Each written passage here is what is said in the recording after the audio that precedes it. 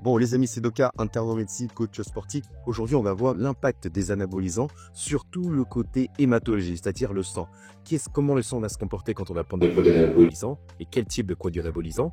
Vous avez peut-être déjà vu dans une vidéo, je suis torsonique type hyper chaud. C'est la canicule. Ok, c'est ma chaîne, tu es chez moi, ok.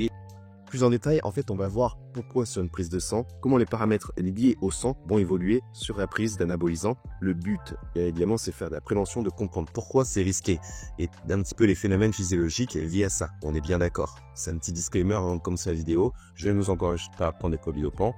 C'est mauvais à la fois pour la santé et c'est illégal. Et surtout, tu t'abonnes, tu likes la vidéo. Et si tu veux d'autres vidéos de ce type, on décortique. Moi, le but, c'est que je vous explique comment les choses fonctionnent. N'hésite pas à me dire dans le commentaire. On est là pour rajouter un petit peu d'intellect, de cérébral dans ce feed game, ok? On n'est pas obligé d'avoir que les physiques, d'avoir la paix. Déjà, dans un bilan standard, qu'est-ce qu'on mesure? Déjà, on va mesurer l'hémoglobine. L'hémoglobine, c'est une molécule qui va fixer l'oxygène de manière très schématisée et très globale qui se trouve dans les globules rouges, qui, elles, on les appelle des hématies. Donc, sur une prise de sang, on va à la fois compter le nombre d'hématies, en tout cas l'estimer au litre. On va compter par litre. On va également compter à hémoglobine.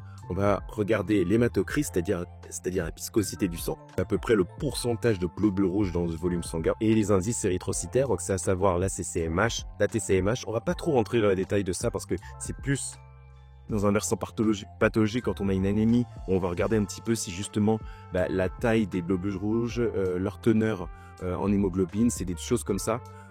C'est assez détaillé, on va pas aller jusqu'à là.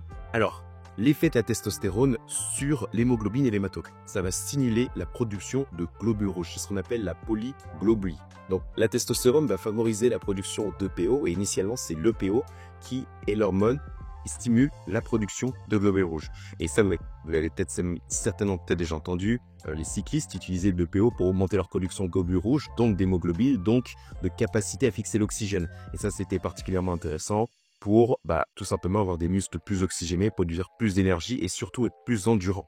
Si on utilise de la testose, ça va augmenter l'hémoglobine, mais de surcroît également l'hématocrit. Rappelez-vous, c'est le pourcentage de globules rouges dans un volume sanguin. Et ce pourcentage va fatalement augmenter.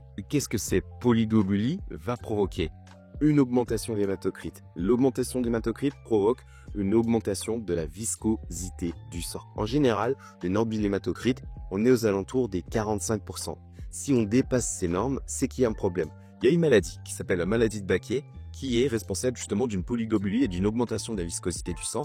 Mais c'est une maladie qui est génétique. Il y a des critères bien précis pour pouvoir la diagnostiquer. Donc il n'y a pas que la prise de produits anabolisants, il y a certaines maladies qui peuvent provoquer ça. Alors c'est quoi les conséquences? Un sang plus visqueux, ça va provoquer certains symptômes et potentiellement certaines pathologies. Et ça, il faut être bien au clair là-dessus, et c'est là où ça commence à être problématique. Un sang plus visqueux, c'est un sang qui est plus amené à faire des thromboses, c'est-à-dire que le sang va coaguler et créer des caillots, si vous voulez, dans certaines parties du corps, généralement préférentiellement les membres inférieurs, au niveau des veines, dans les valves. Quand les valves anti-reflux n'arrivent plus à bien déjecter sang, le sang va stagner, coaguler, et c'est là où ça peut provoquer des thromboses veineuses profondes. Et si jamais ça se détache, ça peut augmenter, une petite partie peut aller jusqu'au système pulmonaire. Et là, ça peut être problématique et c'est ce qu'on appelle l'embolie pulmonaire. Votre tension va augmenter également parce qu'il va falloir plus d'énergie pour pousser un sang plus visqueux. Et ça, si vous avez des anévrismes, c'est-à-dire des poches dans les artères, elles peuvent gonfler, voire se rompre ou créer un faux chenal.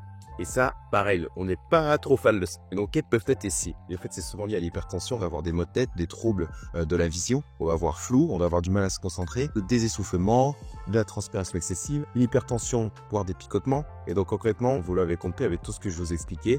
On a partiellement expliqué le système de thrombose veineuse profonde et embolie pulmonaire. En fait, ce qu'il faut bien comprendre, c'est que si vous avez des caillots de sang coagulé qui se promènent dans le corps, ça peut boucher les artères. Et là, ça peut être problématique. On a parlé des embolies pulmonaires, mais ça peut aussi être des AVC. Ça arrive fréquemment. Moi, dans mon service, par mal des personnes qui ont des AVC ischémiques, c'est-à-dire qu'un morceau de sang coagulé, quand par exemple on a une fibrillation auriculaire, c'est-à-dire que le cœur se contracte mal, le sang stagne dans les cavités et donc va coaguler, créer des morceaux de sang et se loger ensuite une fois le morceau envoyé dans le système vasculaire cérébral. Et là, c'est compliqué. Et donc, prendre des produits dopants type testostérone qui provoque la polyglobulie, ça peut être un risque accru d'AVC, effectivement. Donc, en général, il faut pouvoir en fait contrôler régulièrement l'hémoglobine, l'hématocrit, mais aussi le fer, la ferritine Et si jamais l'hématocrite elle est trop élevée au-dessus des 0,5, des 0,52, là on va commencer à s'alerter. Et en fait, on fait ce qu'on appelle des saignées. En général, on les fait pour les maladies de Vaquier. Ça fait partie, vous vous souvenez de la maladie, je vous ai expliqué au début.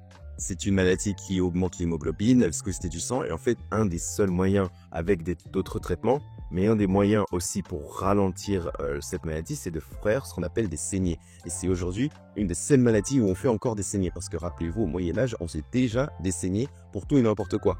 Pour purifier le sang, vider les mauvaises toxines, etc. Par rapport à la théorie des 4 rumeurs, si je dis pas de bêtises. Donc, aujourd'hui, on fait encore ça pour ce type de pathologie, en tout cas ce type d'atteinte. Et peut-être que vous avez remarqué dans votre entourage, peut-être qu'il y en a qui ont fait des dons du sang. Ça arrive. Si vous avez un doute sur une personne et qu'en plus, il fait régulièrement des dons de sang, du jour au lendemain, en fait, il y a possibilité que cette personne se dope. Bien évidemment, tous ceux qui ont des dons de sang ne se dopent pas. Et puis, je vous encourage à donner votre sang si vous avez, en tout cas, si vous êtes en bonne santé. Là n'est pas la question. Mais ça arrive en fait. Au lieu de faire des saignées simplement parce que la prise de produit n'est pas assumée, certains athlètes trouvent cette alternative. Il y en a aussi qui le prennent eux-mêmes, alors là, c'est chaud. Les risques d'infection, de ponction, d'hémorragie, bien évidemment, sont assez épais. Je vous conseille vraiment pas de faire ça. De toute façon, je vous conseille pas de prendre des produits dopants, mais bon.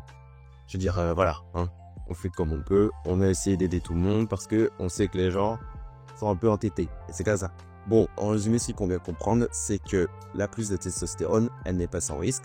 Là, on a vu qu'une petite partie. C'est vrai que c'est une partie, je pense, qu'en général, les gens n'abordent pas trop, parce que c'est pas non plus les risques les plus spectaculaires qu'on peut avoir vis-à-vis d'une prise d'anabolisant. Mais c'est quand même à savoir, parce que c'est pas anodin. On pourrait faire une vidéo entière, ne serait-ce que sur l'hypertension liée au produit, parce que les conséquences sont énormes. Également sur le foie, parce qu'on n'en a pas parlé, les reins également, tout le système hormonal aussi. Si ça vous voulez, vous n'hésitez pas à me le dire et on pourra en parler également. Mais je voulais parler de cette petite partie liée au sang. J'en avais fait une vidéo avec Coronagine notamment, vous avez peut-être vu de là d'ailleurs, et où on analysait les prises de sang. Et c'est vrai que cet impact de ce système-là est très peu connu finalement. Les gens ne le savent pas trop. Donc maintenant de plus en plus. Mais voilà, donc ça me paraissait intéressant d'en parler. Bon, en tout cas, si ça t'a intéressé, n'hésite pas à poser un like, un commentaire, me demander aussi qu'est-ce que tu aimerais savoir. Toutes les sources sont dans la description. Et puis j'ai envie de vous dire, on se voit pour une prochaine vidéo.